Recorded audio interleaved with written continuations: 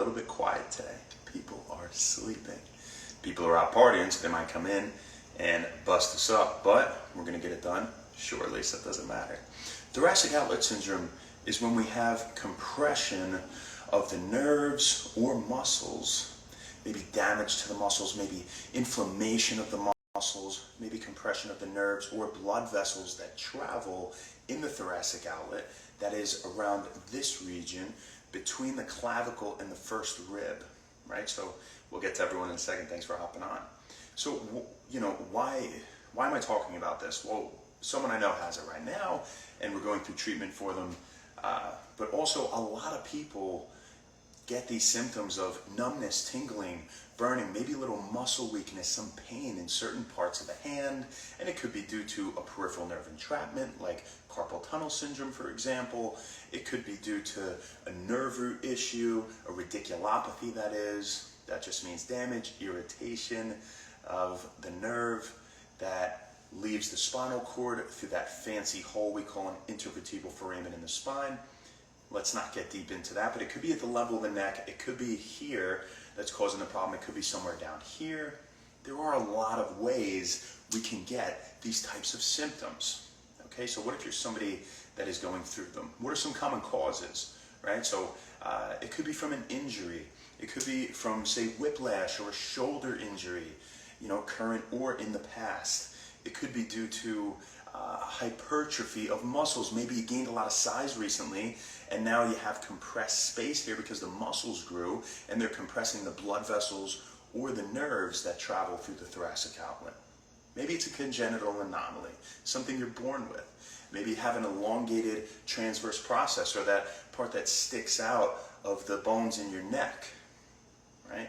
And it's compressing one of the nerves or some blood vessels, right? Typically, it's compression of the nerves. There are other causes like tumors. It could be, God forbid, but they're highly unlikely. It could be hyperostosis. Maybe you had damage to the clavicle, for example. You broke it in the past, and the body said, okay, we need to lay some more bone down there to keep it well reinforced, to fortify it, to prevent this from happening again, to keep it strong.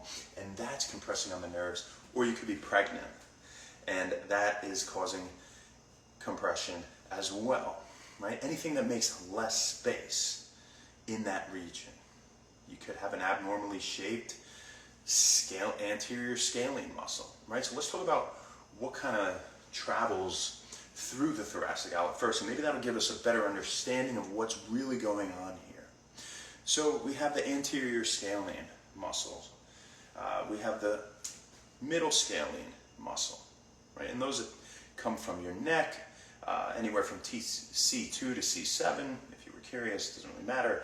And they come down and they attach onto the first rib. Now, if you try to palpate the first rib to touch it, you really can't because the clavicle's in the way. It's both below and behind the clavicle, so it's not like you can exactly feel what's going on, but you could feel tightness in these muscles, right? And maybe stretching it might be good, right? Maybe it's at the level when this collection of nerves we call the brachial plexus, right, that travels through the thoracic outlet, is being compressed when they reach this portion of the arm. And so maybe it's a pectoral issue, maybe bicipital tendon. It could be a lot of things, right? So what the hell do I do about it if I have some of these symptoms, right? So first off, we need to determine through orthopedic tests, anything from testing the pulse and having them turn the head away and towards you, testing the middle and anterior scalene muscles respectively to see if they diminish the pulse, and they're what's pressing on the blood vessels, right? To see if you get greater amounts of numbness and tingling when you do that, and maybe they're what's pressing on the nerves, right? Again, more commonly, it's that something is pressing on the nerves, right? And so it makes up the vast majority of cases. So determining exactly, or again, they're pressing on the blood vessels, exactly what the cause is really important. Somebody could even be born with an extra rib in the neck, a cervical rib, as we say, which is a congenital anomaly, and that's pressing on them, right? So we do all these different tests, like Eden's costoclavicular test, Adson's test. We don't even need to get into Allen's maneuver, Allen's test. There's so many things that we do to test for it, but what you guys care about, again, is what the hell do I do about it, right? You didn't go to medical school, you didn't study this stuff. I absolutely understand. You just want to take care of it. So feel free to ice if you have pain, right? Feel free to ice the areas in which you have pain. That typically goes for almost anything, especially if it's an acute or a very recent injury, right? And it just kind of came on. Generally a safe bet. But when we talk about stretches, now say we determined that it was the anterior scalene or the middle scalene, or say you haven't gone to a doctor, which you should if you have these types of symptoms, and you say, I just want to try something at home, see if it'll help, right? So you can take this arm, say this side is where I'm having the problems, right? I'm having some numbness, tingling coming out into my hand. It depends where in your hand, what nerve roots and all sorts of things, right, that we would take into account as doctors when diagnosing exactly what's going on and trying to figure out this problem. But as a safe bet, maybe try to stretch the anterior middle scalenes, right? It doesn't seem like a bad idea. So if you're reaching down with that arm, you take your other hand and you can pull your head in this direction. You can pull it slightly back, tuck your chin towards that other shoulder. You can pull your head, changing the angle slightly. Now if you pull it down and forward, you're kind of hitting the upper traps, elevator scap. There's more stuff in the back of your neck. It might feel great, but it might not help to resolve the symptoms. So we kind of want to stick to straight across or, you know, even up and back to stretch the things here. Now, generally, if you want to stretch it, you go the opposite way where it attaches. So if you know it goes like this, from your neck to your first rib, do the scalene muscles, well then it makes sense that to stretch these, we'd be moving the head away in some fashion, right? Like that. So that's the first thing we got. You can stretch the scalenes. The second thing is stretch out the pecs. See if you could loosen up your pectoral muscles. Maybe that's part of the issue here, right? And so how do we do that? You can go on a doorway like this, two hands, and come forward and stretch your chest out. Come back, come forward, stretch your chest.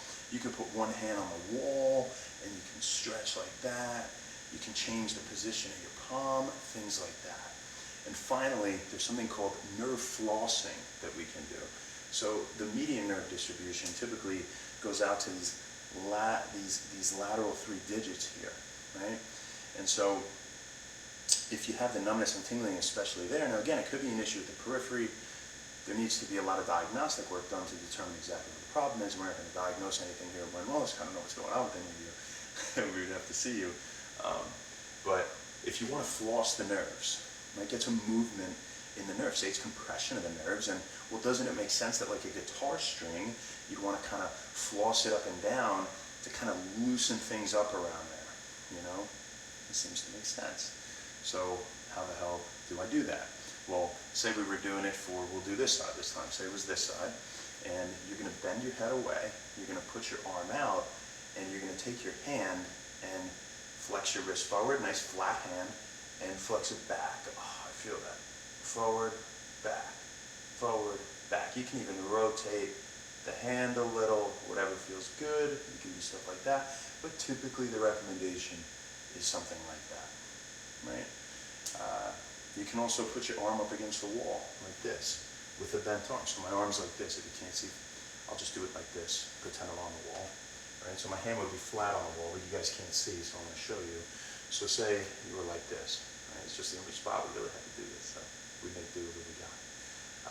Say you're like that. You bend the head away and then straighten the arm. And you'll feel an incredible stretch coming all the way from your neck through your arm down to the hand. So if you say, all right, I'm going to go to the doctor, what are they going to do for me if I have this? Typically they'll recommend physical therapy. And they'll do a lot of similar things that I was just showing you, along with some contract relax techniques, having you push your head and relax, push your head and relax. When you contract the muscles, then relax. You can stretch a little bit further after we contract them. And so they might do something like that. They have a bunch of other exercises.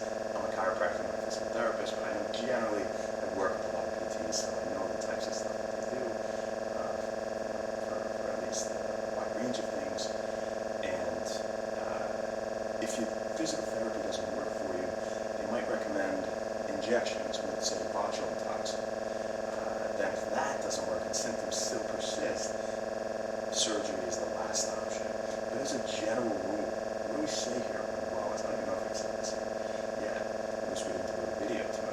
conservative treatment first. That includes things like chiropractic, physical therapy, etc. Medication second. And surgery absolutely last. You don't get surgery unless you absolutely need to. Don't go under the knife so quickly. Try a lot of other things first, please. So that's what we got for you guys today. I hope you got something out of it. I hope if you have it, you'll go get checked out, of course. But maybe you can try some simple stretches at home to help. So let's see what we got here. Say hi to the homies and we're going to get out of here.